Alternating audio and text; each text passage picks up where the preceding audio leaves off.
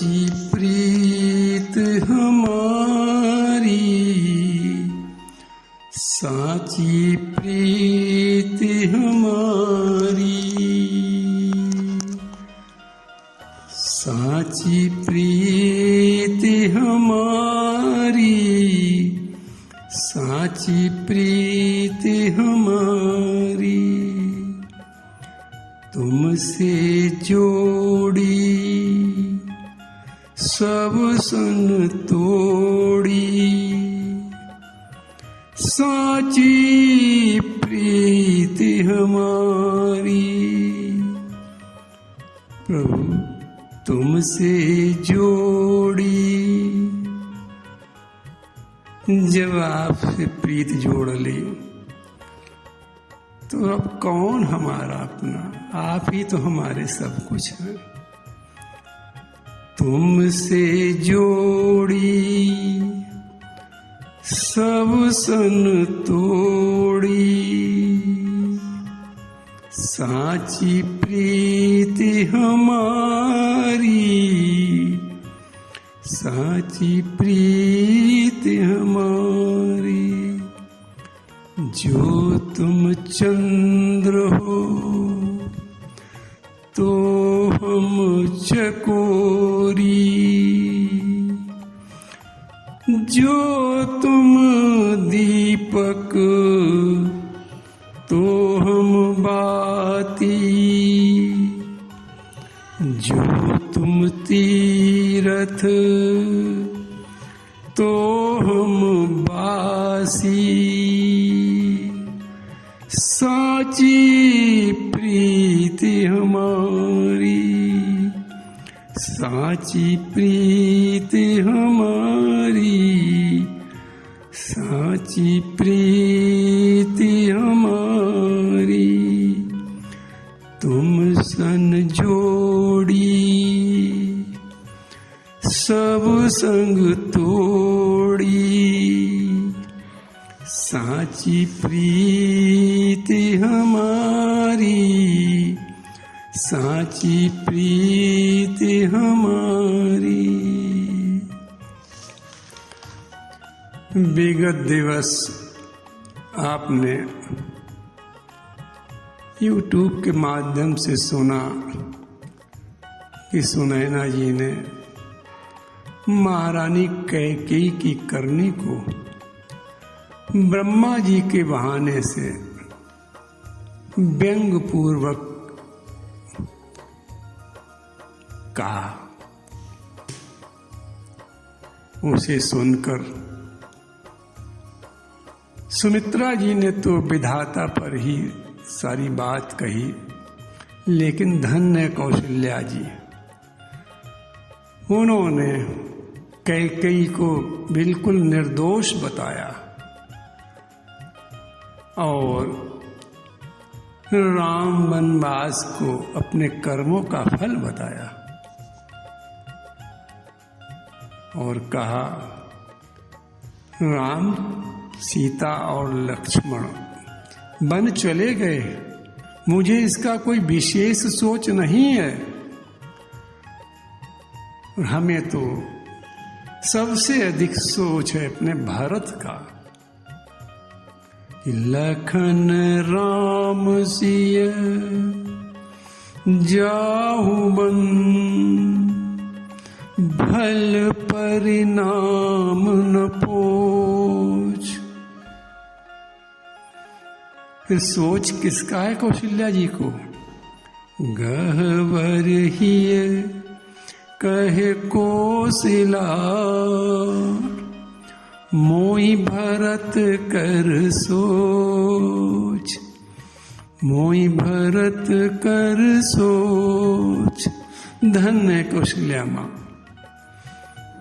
जिन भरत के कारण राम वनवास कैकेयी ने दिया, वो माँ क्या कह रही है कि मोहि भरत कर सोच। मुझे भरत का सोच है।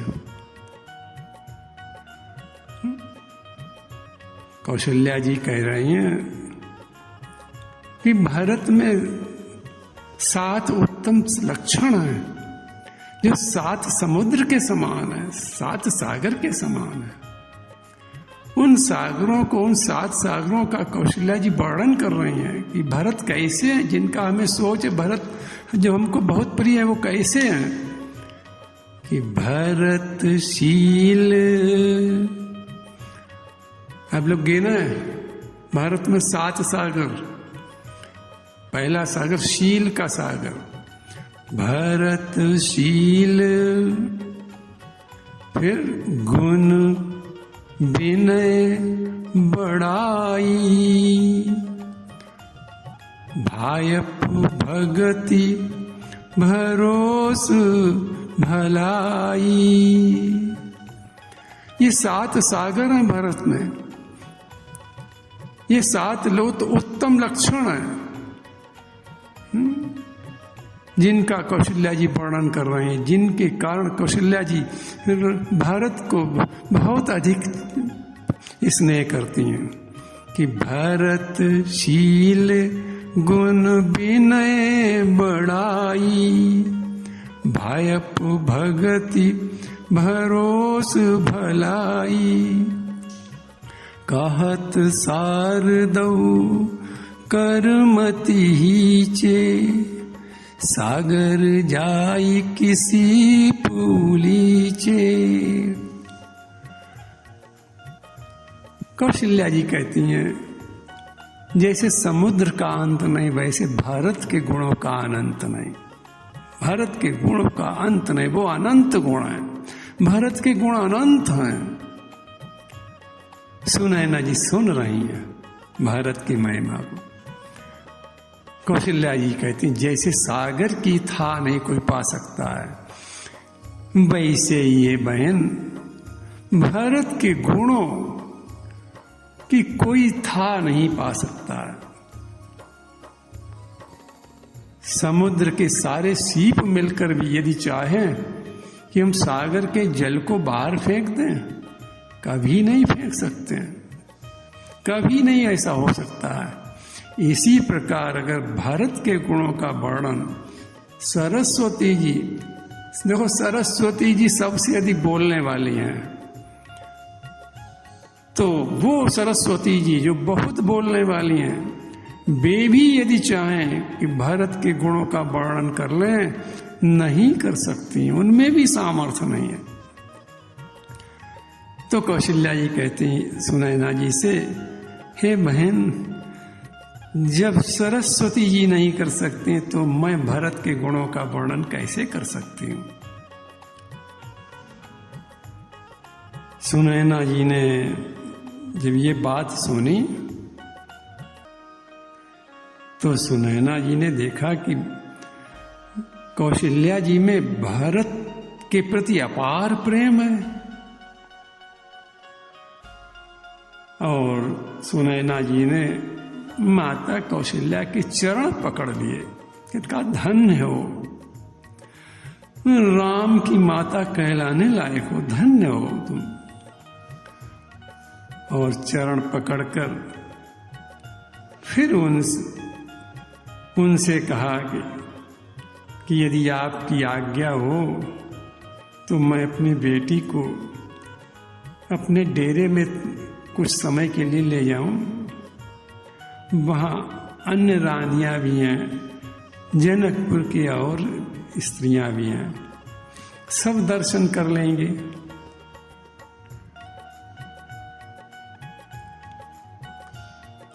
तो इस प्रकार सुनैना जी सीता जी को अपने साथ अपने डेरे में ले गईं।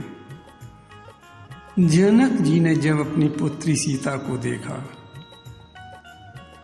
तो वे गदगद हो गए, बड़े प्रसन्न होकर बोले, तापस वेश जनक सिय देखी। एक पिता ने किस रूप में अपनी बेटी को देखा, आप ये देखें। तापस वेश, एक तपस्वी के वेश में। आप सोचे सीता जी की उम्र क्या है, तपस्वी वेश धारण करने की है। संसार का पिता होता तो दुखी हो जाता।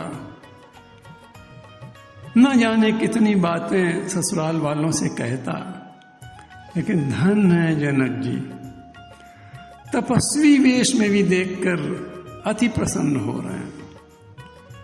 तापस वेश जनक सिय देखी, भयउ प्रेम परितोष विसेखी। प्रेम से भर गए इस वेश में देखकर अपनी पुत्री को।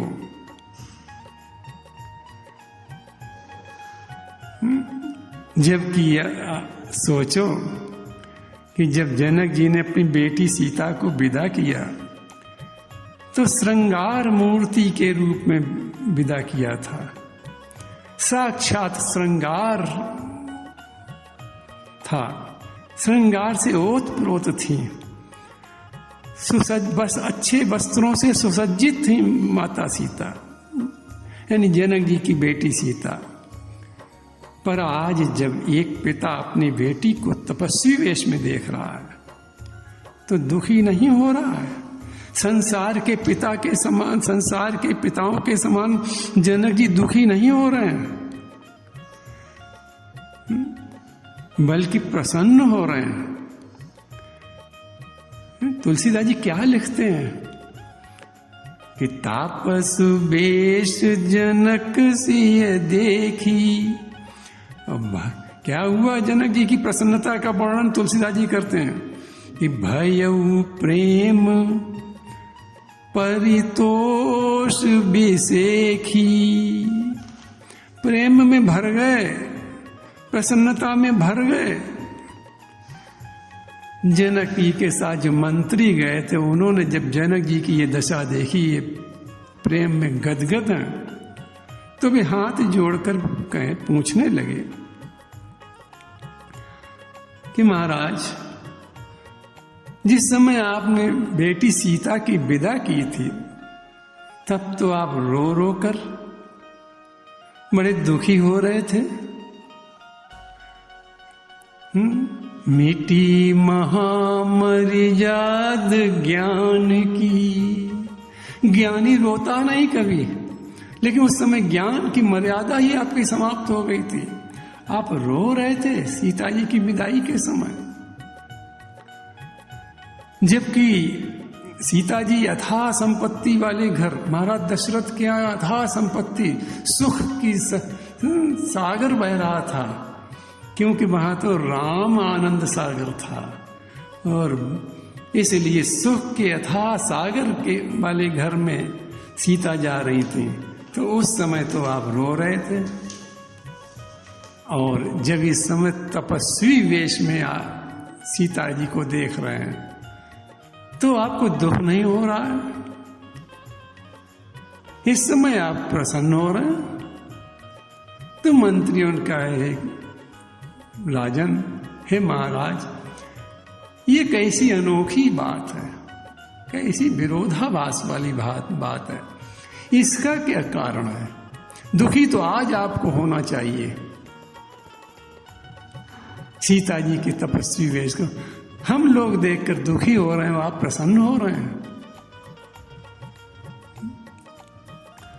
जनक जी कहते हैं, हे मंत्रियों, मैं इसलिए प्रसन्न हो रहा हूं कि मेरी बेटी ने संपत्ति तो छोड़ दी, पर पतिव्रत धर्म का सिद्धांत नहीं छोड़ा।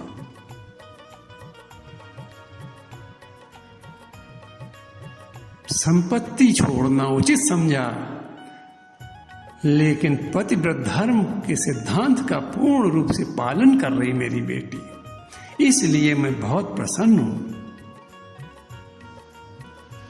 और प्रसन्न होकर जनक जी ने सीता जी से क्या कहा? का बेटी, पुत्र पवित्र किए कुल धोऊ, पुत्र पवित्र किए कुल धोऊ, सुजस धवल कहस सब जग को, सुजस धवल कसब को, पुत्र पवित्र किए कुल दो, पुत्र पवित्र किए कुल दो, कुल दो। जनक जी कहने लगे पुत्र पवित्र, हे सीता तुमने तो 2 कुल पवित्र कर दिए, ये नेमी वंश भी पवित्र हो गया सीता तुम्हारे इस पतिव्रत धर्म के आचरण का पालन करने से। और रघुवंश भी, रघुकुल भी पवित्र हो गया। पुत्री पवित्र, जनक जी बड़े प्रसन्न होकर कह रहे हैं कि पुत्री पवित्र किए कुल दो। बेटी तो वही भाग्यशाली है जो ससुराल और मायके दोनों पक्ष को पवित्र बनाए रखे, अपने कार्यों से, अपने आचरण से, अपने व्यवहार से। वही उसी बेटी की कीर्ति गाई जाती है जो दोनों पक्षों को, ससुराल और मायके को प्रसन्न रखती है और पवित्र रखती है अपने आचरण से। तो आज सीता जी ने क्या किया इस पतिव्रत धर्म का पालन करके कि पुत्र पवित्र किए कुल दो, सुजस धवल कर सबको, सुजस धवल जग कह सबको। तुमने इस प्रकार बेटी, मैं ये जो तुमसे कह रहा हूं पुत्री के नाते से नहीं कह रहा हूं, बल्कि सारा जगत तुम्हारे पतिव्रत धर्म की प्रशंसा कर रहा, सारा संसार प्रशंसा कर रहा है। वाल्मीकि जी इस विषय में कहते हैं कि हे वैदेही, तुम कृतकृत्य हो गई हो, तुमने छाया की भांति अपने पति का साथ नहीं छोड़ा, इसलिए धन्य हो गई हो। आगे जनक जी कहते हैं सीता जी से, बेटी गंग अवन थल तीन बड़ेरे, ते किए साधु समाज घनेरे। बेटी गंगा ने तो हरिद्वार, प्रयाग और गंगा सागर 3 ही स्थानों को अधिक बढ़ाई दी है, लेकिन तुम्हारी कीर्ति रूपी नदी ने तो ब्रह्मांड के समस्त साधु समाज को प्रभावित किया है। जब जब साधु तुम्हारी कीर्ति को गाएंगे तो बड़ी प्रशंसा पाएंगे। तो इस प्रकार सीता जी की बात सुनकर, सीता जी अपने पिताजी की बात सुनकर बड़ी संकोच में हो गई, उनके हृदय में संकोच समा गया। वे अपनी प्रशंसा अपने पिता के मुख से सुनकर बड़ी संकोच में समा गई। अब सीता जी बड़े संकोच से अपनी माता सुनैना जी से कह रही हैं, माँ रात्रि में मेरा यहाँ रुकना उचित नहीं होगा, क्योंकि मुझे अपनी सासों की सेवा भी तो करनी है। और माँ, सीता जी कहने, माँ मेरे पति अकेले आश्रम में रहेंगे और मैं यहाँ आपके डेरे में सुखपूर्वक अपने परिजनों के साथ रहूं। ये पतिव्रत धर्म के अनुकूल नहीं है, उचित नहीं है। माँ, इससे मेरा पतिव्रत धर्म भंग होगा। सीता जी कह रही हैं माँ, अपनी माँ सुनैना से कि यहाँ न बसब रजनी भल नाही, यहाँ न बसव रजनी भल नाई, यहाँ न बसव। माँ, मैं इस डेरे में रात्रि भर नहीं रहना चाहती हूँ, मैं रात्रि में नहीं रहूंगी। यहाँ न बसव रजनी भल नाही, रजनी भल नाही। ये सुनकर जनक जी और सुनैना जी ने सीता जी को सम्मान पूर्वक विदा कर दिया। धन्य है माता सीता का चरित्र एवं पतिव्रत धर्म। भारत ऐसी सीता पार्वती के कारण